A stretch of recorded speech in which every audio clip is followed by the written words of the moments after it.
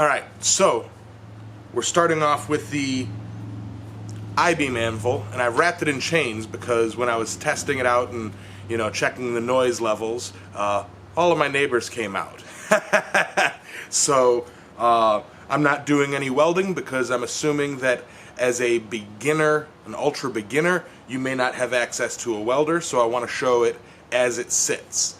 Alright, but I did wrap it in chain, which if this is your only option, I'm sorry, but you have to do something to deaden the noise. Here it is, wrapped in chain.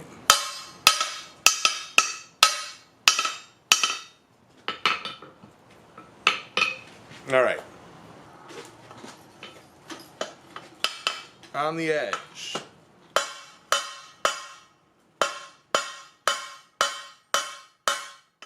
Does not move much.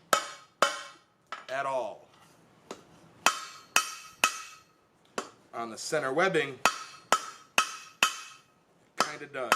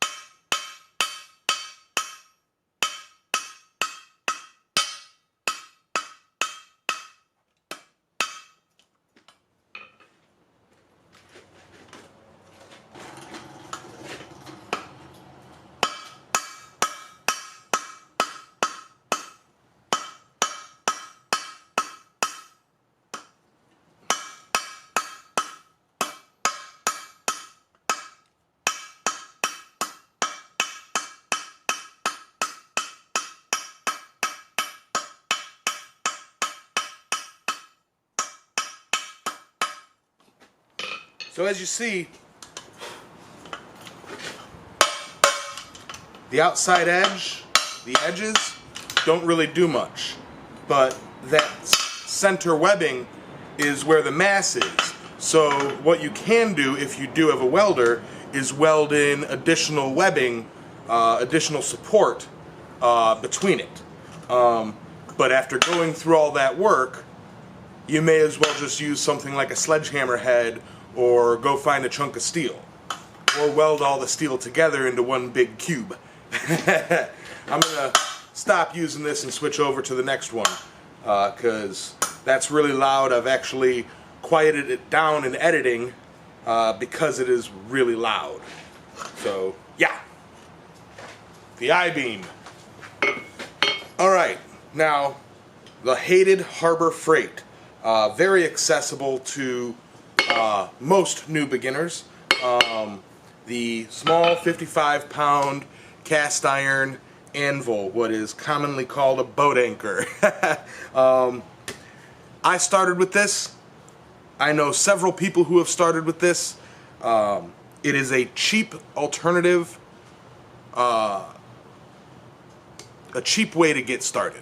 Okay, so I'm going to show you, just like I have with the other ones, that this can be used to forge. For all those who say that it cannot be used to forge.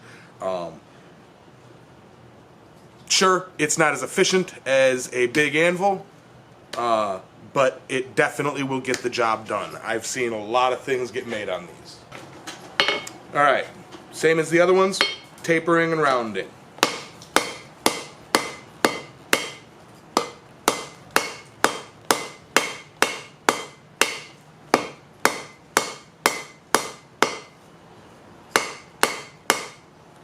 See?